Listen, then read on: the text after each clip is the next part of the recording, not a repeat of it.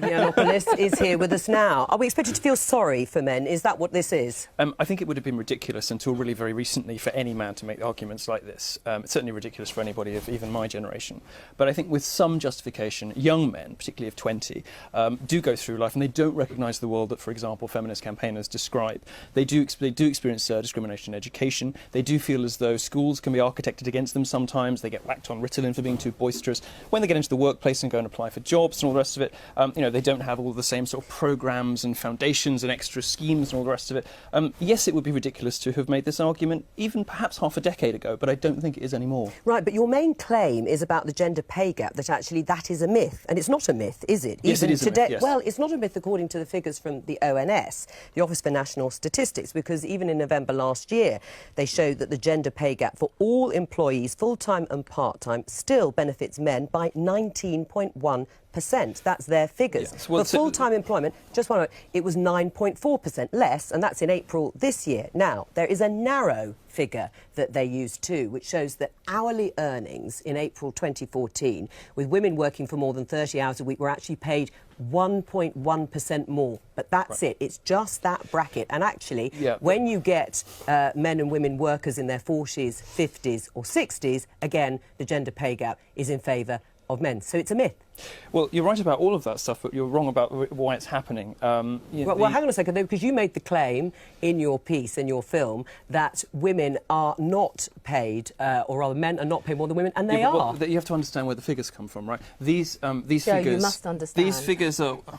You're going to accuse me of mansplaining, aren't you? No, these figures come from averages across society. They don't take into account the different life choices that women make. The reality is that women do prefer a more balanced life. When they go to work, even if they don't have babies, they take longer holidays. They tend to take more holidays. And the reason that they are paid more, up to about 30, 35, 39, depending on whose figures you believe. The reason that flips only at the between end, 30 and 39. No, that's actually not true. The reason that the figures flip after that age is because women make different life choices. Right. And if you take those life choices into account, no serious economist believes this stuff. It's repeated by politicians right up to President Obama, but no serious economist takes the wage gap seriously. Caroline.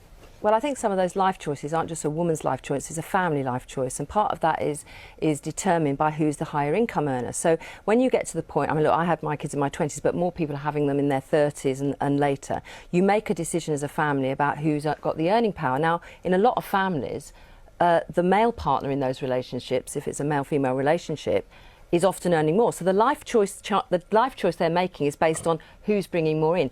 But this goes back to the fact that I believe that we still have a huge amount of job segregation when it comes to gender. So hang on. You're making an assumption. No, can I finish my point? You're making an assumption this is based on some sort of... No, I hadn't finished what I was going to say. I think a lot of jobs that are high-income jobs, engineers, for example, we have hardly any women and girls in that area, and we need to have that in there. Often in school, the choices that are put in front of girls are for the less-paid jobs and professions. If you look at the number of women... If you look at the number of women who work in health and social care compared to men, it is much higher, and there's often a low value and a pay value. Should we be advertising those to men? So what I think is the way to address this, some professions are over. I think the way to address this is about tackling the way in which boys and girls are encouraged to go in certain jobs. I would actually say that one of our problems in our schools is what we're seeing is actually working class kids less likely to end up in the higher paying professions. That worries me an awful lot, and that's where I do think working class boys are often losing out. But there is also, not really a class issue. It's the pay over. You're making an assumption. It's part of the class issue that you don't get into the jobs that pay the highest paid wages. Well, let Milo come out. So, I mean, Milo, one of the things you do mention, which is talked about a lot, is that girls are outperforming boys at school. Right. More of them are going to university. Employers prefer them. This is anecdotal. Yes. I have to say. No, they're it's more not driven. anecdotal. Actually, there are studies now. Even if 3 weeks ago, a study came out that showed that men and women going for the same job with the same qualification in STEM fields, the women are 3 to 1 more likely to get the job because it's a generational thing. It's happening very, very recently. In the last 5 years, a lot of stuff has happened very, very fast. Right, George, what do you think? Do you think at the moment that there is beginning to be a turnaround, that actually, despite the pay issue, which we can agree to disagree on, that actually men are still paid more than women for the same or very similar jobs in a lot of cases? It's just not according true. To the statistics. Well, it's a feminist myth that will not die. But are men now feeling the pressure of the success of women? No, I think, though, where you make an interesting point is that there is an improvement, there's a convergence. I think if you look at younger people, you're probably right, that actually there's a difference between people in their 20s and 30s than those who are a bit older. But I think part of that's not to say there's not a problem.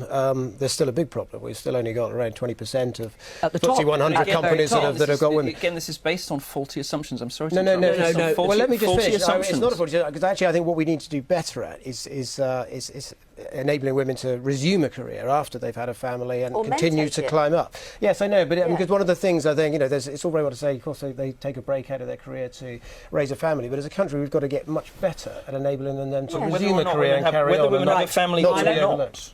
I've got the editor screaming, we must end it now. Sorry, we've run out of time. Thank you. You didn't frankly have the balls to put country before party.